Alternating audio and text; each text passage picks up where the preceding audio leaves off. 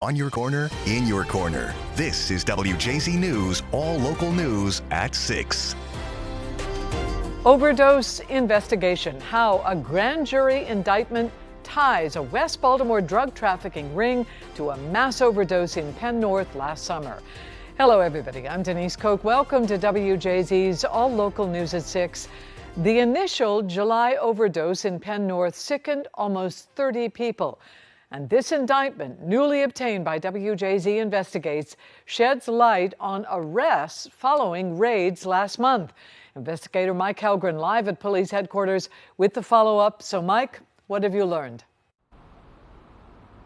Denise, this indictment names 5 adults and says a juvenile was involved in this drug trafficking operation. It also reveals that the alleged traffickers packed up and moved several blocks from Penn North after the initial overdose and for months continued to sell drugs, including fentanyl. We're going to use every single thing that we have in our power to find out who the people are and hold them responsible. From the start, city leaders promised to get to the bottom of the July mass overdose at Penn North. According to a grand jury indictment WJZ Investigates obtained, part of that investigation led them to Brunt Street, a narrow one-way thoroughfare that court records reveal was ground zero for a drug trafficking operation tied to the overdose. The indictment says on July 10th, the day of the first mass overdose, one of the mid-level members of the organization was at Penn North, and sales of controlled dangerous substances occurred.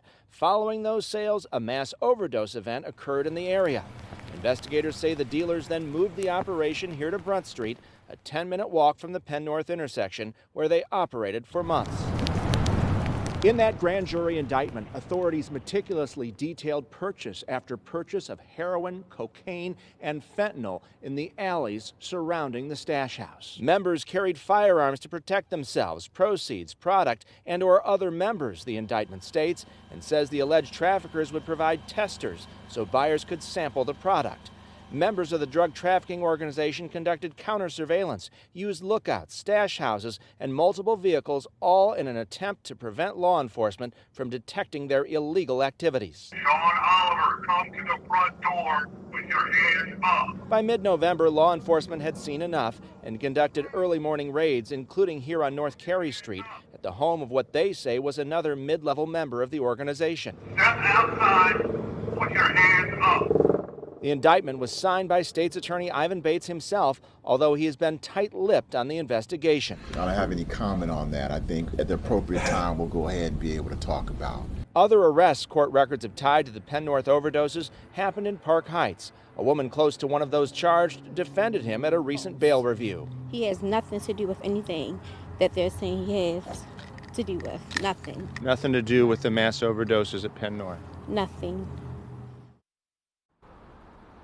Now, many of those named in this indictment are represented by the Office of the Public Defender. We have reached out for comment and will update when we hear back. We're live in your corner at police headquarters. Mike Helgren, WJZ. All right, Mike, thank you very much. A